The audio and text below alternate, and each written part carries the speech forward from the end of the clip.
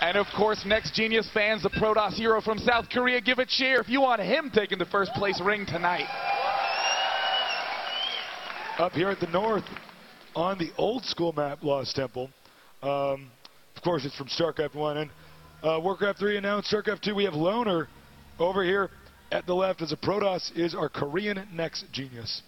And you know, the maps that they've chosen for this match are quite similar to the last maps. We have Lost Temple, which was not used, and then we have Metropolis and Scrap Station, both maps that we saw in the last pool. So obviously these players favoring those maps, but switching out Xel'Naga for Lost Temple. Now let's talk a little bit about the history of what happened to these players in the winners finals. Interestingly enough, on Lost Temple, there's a lot of variation based upon the positions. If you are top versus right, you're close by air. If you're top versus bottom, you're just far away in general. But top versus left, what we have right now on Lost Temple, are extremely close positions by ground. In fact, the exact same situation we found our players in the winners bracket, and Loner won that game convincingly with a very fast push. So let's see if NEXGenius does opt to do the same strategy twice in a row. Now, one thing to keep in mind is that the third base is just so unbelievably hard to get on this map.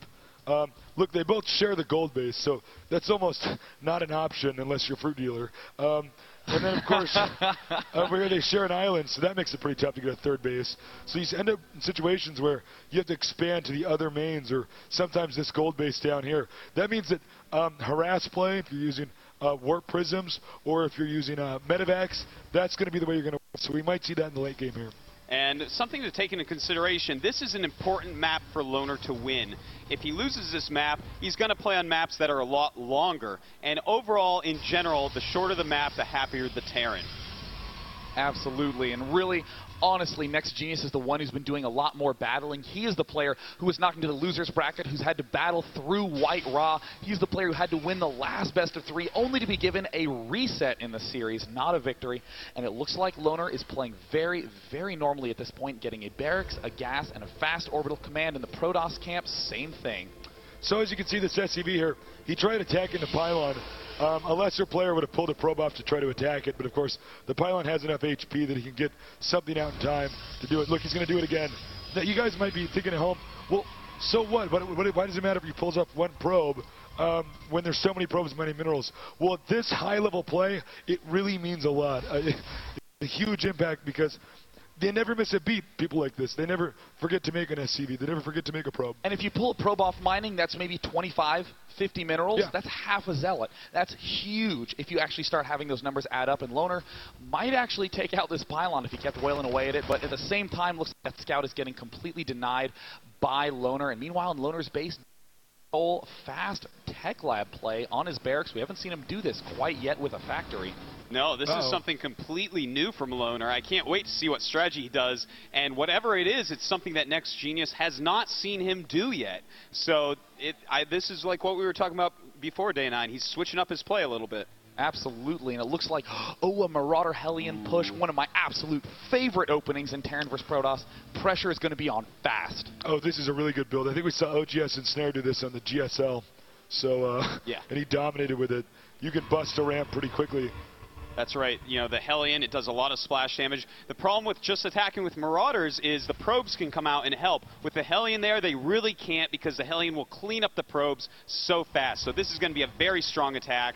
And with just one Sentry out and one Stalker, NEXGenius is going to be hard-pressed to hold this. Hellion moving forward has already picked off that one probe. NEXGenius has a third finished Sentry. It is nowhere near finished. He needs to throw down the force field to block everything from coming up. I don't know if that actually blocks. It looks like it barely does. He's just trying to buy himself time, and you see that Sentry is increasingly getting close to finish. His warp gate is almost done. He's going to get a huge surge of units.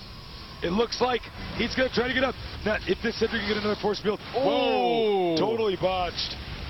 Bad force field right there, but he is chasing down that one Hellion. In the meantime, the Marauders and Marines walking up the ramp a little bit, deciding to turn around, and Loner has taken an interesting tech switch back at home. Oh, wow, take a look at that. Swapping all these add-ons and stuff, and Command Center over here. That's right. It looks like he's teching all at once, just switching everything up. Realized that wasn't going to work out because of the Sentry. And it forced NEXGenius into making a lot of units, but already NEXGenius throwing up the Nexus. Very similar timing to the Command Center of Loner. These eyes are mirrors. And I'm not so sure I like this very fast robotics bay by NEXGenius. The big mistake Protosses make is to get a little too reliant on the Colossus, not only because it looks so cool, but also because it does a ton of damage. But without those gateway units, it's so weak. Well, it looks like the Observer's seeing everything that Loner is up to. He is making that Banshee, which he loves so much. And, well, what do you think about this, Day 9? Well, I mean, this is a great example of how economy management creates really good opportunities for players. In the time that Loner was doing this push, while he was doing those swaps with the buildings, he's not spending any money because all his unit-producing structures are in the air. With that money saved up, he throws down a command center. It's all those little timings that make these players so strong, as they know when they have what kind of resource and how to spend it. That's right. Now, this Banshee is going to come over and as soon as it pops out, and we're going to have to see if Loner's going to be as greedy as he was in that Xel'Naga game. He needs to keep the Banshee alive. It's such an expensive unit. Throwing it away for 3 or 4 probes normally results in Loner getting a little bit behind. Now, he did see the Banshee, so he should be prepared for it. But then again, he doesn't really have a whole lot of anti-air here. Oh, nice 1 kill, 2 kills. Looks like he's getting a 3rd. He's trying to go for the 4th. He does get it, and he smartly pulls away. This was the mistake he made on Xel'Naga Caverns, being too aggressive with that Banshee. But 4 kills on probes is still 4 free kills. Oh, and look at this. 5. Beautiful by Loner, just flying that Banshee all over the place, trying to be unpredictable with it. But there are a lot of stalkers out. I wish that Loner would run this Banshee away, but it looks like, will he lose it? 10 hit points. Amazing. And it looks like he is going to go ahead and repair this unit while he walks up with siege tanks, marauders, and marines in a medevac. His stim, it's not quite half done, so if he attacks now, I'm not sure how well it'll do against this Colossus. Yeah, I was about to say, we have this Colossus out here. He's got to be very careful. Targeting the Nexus. But no range down yet on that Colossus, it seems, so that Colossus is not nearly as good. He's pushing for it. The Colossus takes about 100 hit points of damage. He's darting forward without any upgrades. This is like watching the last game in slow motion. He does not have any stim yet. He's going to try to get forward off that Colossus. This could be a huge win for Loner. Well, it looks like this is a very tense moment, and NEXGenius decides to start moving out, uses 1 force field. It looks like he wanted to cut part of that army off and kill it, because if he can kill even just a small part of the army, then suddenly his army is fighting 2 halves instead of a whole. Well, you can see staying aggressive, controlling this Xel'Naga watchtower. I don't know if he's aware that NEXGenius, of course, sees his every move, which makes it very difficult for the Terran to get into position.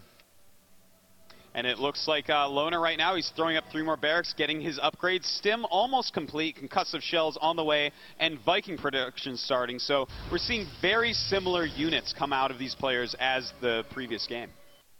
And wow, still no range upgrade for NEXGenius. That is so the problem of trying to get those Colossi too fast. You cannot afford the upgrades and making Colossi and units at the same time. So those Colossi are significantly weaker. And now that Loner sees that he can put a lot of pressure on his opponent, NEXGenius doesn't really have a good time to get that essential range upgrade. And in the meantime, Loner is throwing down 5 barracks in his base. Gigantic force outside the front, and already starting to gear up with some more Vikings. Now, without that Colossus range, this is just such a huge deal. They really win because you keep them behind the units. They don't have as much health as most units that cost that much, so you have to block them off with the other units. Now, it looks like he's about to move out, but if the more open the territory, the worse it's going to be for NEXGenius. Terran is intimidated and now retreating.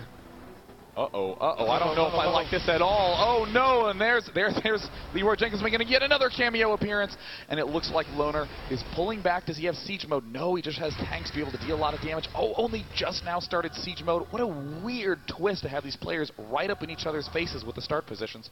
You know, these bases are so close, and as Tasteless was saying earlier, it's very hard to take a 3rd base.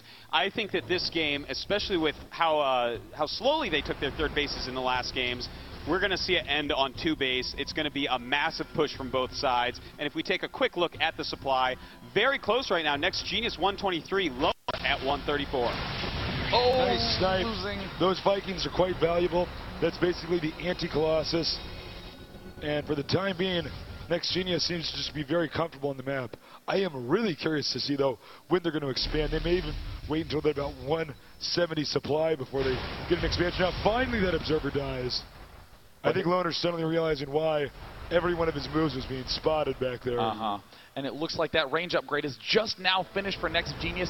That was really the big point of that push. Just needed time to get the upgrade forward. So necessary. And there's this tank sieged up too late. He is having an amazing arc. This is the space that Loner has been needing all game long, but there are just too many zealots. Oh no, Loner trying to pull back, but look at how huge the army of NEXGenius is. Another stim trying to pick off some more zealots, but really mainly trying to pull all of NEXGenius' units away from his own main.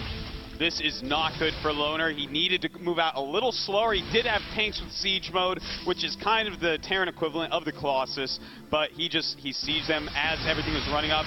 And as you see, his army is in shambles. NEXGenius has pulled far ahead here, 128 against 101 in supply.